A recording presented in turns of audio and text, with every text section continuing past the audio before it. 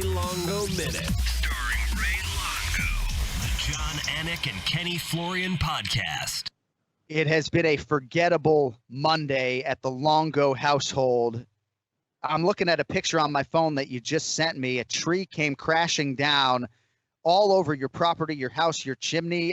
We appreciate you joining us, man. What's going on over there?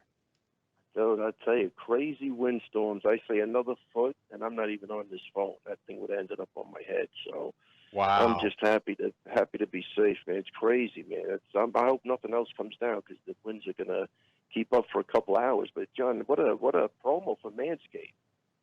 Oh, well, right. Hey, you know what's funny, Kenny? I don't have any gray hair, but I got a couple of gray ball hairs, which I find weird. I mean, it's horrible. I don't have a gray hair on my head, but my ball hairs are starting to go gray. I mean, I need the Manscaped. This is why you need the Lawnmower 3.0. Take those out. I tell you, I can't have that. And a man of my stature with gray ball hairs, come on. You got to give the little guy a fade. Yeah. A little skin fade down there, Ray. We will get you a Lawnmower 3.0 in the mail. We'll send you a Fight Island T-shirt. We got Ray Longo Minute T-shirts being designed as we speak by the great Cody Merrow. So a lot of irons in the fire, as they say. But quickly, not to bury the lead in terms of this tree coming down on your property. No, you told me on the phone this morning that it positive. Well, no, but you told me on the phone this morning that you thought like a car had crashed into your house or something. Jeez. I thought a plane hit the house. That's how loud it was. Wow. Man. I mean, it was crazy. I thought like one of those small planes. I mean, I felt the whole house shake, and it was crazy. Really, really crazy morning so far. So, but the show must go on, guys. I know, and I know you don't want to talk about the global pandemic, but how easy is it to get like a roof guy out to your house right now, given what's going on in New York? It's not gonna be easy, but But you're Ray Longo, I understand. Yeah, right. I mean, I'm really close with probably the biggest chimney guy out here, so that's gonna be a big plus. So, I mean, we'll get people here. That's fine. I've already had Weidman actually offered to come and chop the tree up already, but we're gonna have to get some other people over here. But it'll all work out. There's a test at this point, If I was his coach, if I was Raymond's coach, Fight Island. I see Fight Island T-shirts, Kenny. What's going on? Absolutely, we're taking it to the next level. Listen, if I was Weidman's coach, I would force him to cut down the tree with axe kicks and elbows. That's what. Put him to train, for Pete's sake. Come on. Now, let me tell you something, Kenny. This is my vision right now. See if you can picture this. Close your eyes. Okay. I want you to picture this. We all pull up on Fight Island, and we're greeted by Joe Silva. Wouldn't that be crazy? He's the guy. He had some cool little accent. Hello, Mr. Longo. Yes. Good the plane. And we get off. And how crazy would that be? It would be epic. Dana brings back Joe Silva to greet everybody. Come on, this is reality TV in the making. I'm telling you, it's such a good story. The question is, how are you going to get Joe Silva out of the friendly confines of Virginia to be a greeter, right? It doesn't sound like a good job description for Joe. I don't know that he would. I got to tell you, Joe Silva, he might be the smartest guy in this whole thing. He got the hell out of here. Yeah. He got out. Oh, yeah, man. right. But right. Great guy, good for him. I know he's enjoying himself. But it's all good. So I know you weren't the least bit surprised to see UFC 249 get postponed and not go down on April 18th. Chris Weidman tweeted on April 9th, I just accepted my third opponent in a week. Sucks. Stay safe, everyone. He listed Jack Hermanson, Edmund Shabazian, and Yoel Romero. But the fact of the matter is, even though this show is now postponed, Ray, is that there are still fighters who have fights on the books in May. So what can you tell us in terms of the latest on Chris and your guys? After the show got canceled, that was it. I know, for Voller, I told him just stay ready because when they're ready to go back up, you might not get that much of a notice. But I haven't heard anything really since the cancellation. I know, how do you pronounce his name? Shabazian? Yeah. Yep. He turned down the fight with Chris because Chris wanted a catch weight at 190 because he really can't train properly, and they wouldn't accept it. And then I think he went to Romero at 205. and they accepted it. And about an hour after that, the card was canceled. So I don't know where anything else is after that.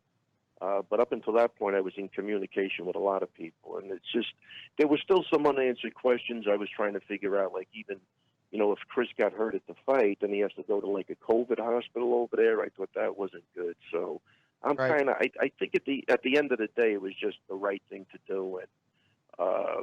And even right before this, I just got a text. A guy I knew pretty well just passed away, and there's been a bunch of people now that I know that said this. They just got over it, and it was horrendous. They didn't think they were going to make it. So, between whose aunt died and whose father died, it's starting to pile up over here, and it's getting closer and closer every week that I talk to you guys. So, at the end of the day, man, I'm telling you, it was a good thing because just the plane travel and some of the other things. And having to quarantine yourself when you come back, it's a little risky. I'm not sure if it was worth, if it could have been done very safely, I get it, but there were still some questions that were a little unclear. So I think at the end of the day, it was good. As much as everybody wants to see the fights and stuff, I'm only speaking from a guy from New York because I'm telling you, we're getting hammered. So I know if you're in another spot where it's not really affecting you, I get it. You don't see it, but it's getting pretty bad. Kenflo, that was going to be my foremost question. What do you do after the fact? What I was preparing to do, just to let everybody know, is to self-quarantine away from my family for 3 or 4 days. I guess 14 would be ideal. Yeah. But 3 or 4 days until my daughter's birthday, and then reintroduce myself to the family if I wasn't symptomatic, knowing that I could be asymptomatic and still be a carrier. And I was just going to be masked at home. But I think for a lot of people, it's not so much getting through the event. It's like, what are you doing in terms of your family and your young kids and your elderly loved ones after the fact, Right. And I think that's what people aren't taking into consideration as far as, okay, yeah, you have this separate event, right, of everybody being treated there or being tested and all that stuff, make sure all that part is safe. But what about what happens before the event and after the event? That's kind of what I think a lot of people are forgetting about, and it's such a tricky situation for people like yourself who has family and you got to be around. I mean, this is a really tough situation right now. Yeah, and Kenny, I agree 100%. Like again, what nobody's taking in consideration, John comes back. He's got a young family. I'm sure his wife is stressed out because I've been there before in the past, and then he's got to quarantine himself so he can't help out. So she's going to want to kill him naturally. Yeah. It causes a dynamic that, a lot of people don't see. And, obviously tough. you're going to get by it and it might seem minor, but it would have been a lot of added stress, John. I'll tell you right now, because if you're not helping out and those kids are going crazy, see how you deal with that. And I don't blame her at all. Well, that's it. She's I mean, 100% all right. Right. I was like negotiating with my mother to see if maybe she wanted to give up her house and potentially come in here to try to help the family, because it's just, and the thing is too, is like, it's hard enough being 1-on-3 as a parent, I guess, when you don't have a global pandemic, but it's like when the groceries come and you got to spend an hour wiping everything down, there's just a lot of layers to it, but thankfully that's not our reality. But again, May is the calendar's going to turn to May. And I think for the Matt Frivolas of the world, the show must go on, and they're still training and trying to get ready because, as soon as these shows come, Ray, they're not going to stop for the rest of 2020 at least.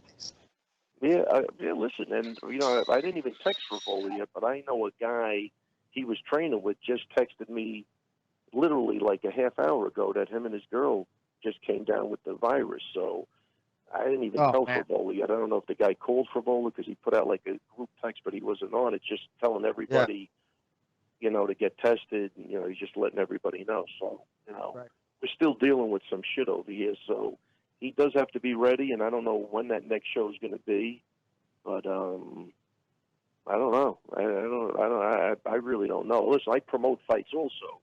We had to cancel it. The first cancellation we did, we pushed to May 15th at the time, thinking that was good.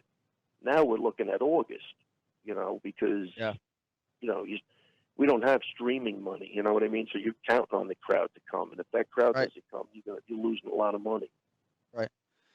Well, bro, we're thinking about you and all of New York State. And just so you know, that voicemail this morning would have been just classic on the air. It would not have incriminated you at all. Yeah. Well, I don't know. Did that voicemail sound like a guy that a plane almost crashed into his house? Yeah, it was just brilliant. TJ has asked for the audio to repurpose at a future date, but I'll let you take that up with him. Yeah.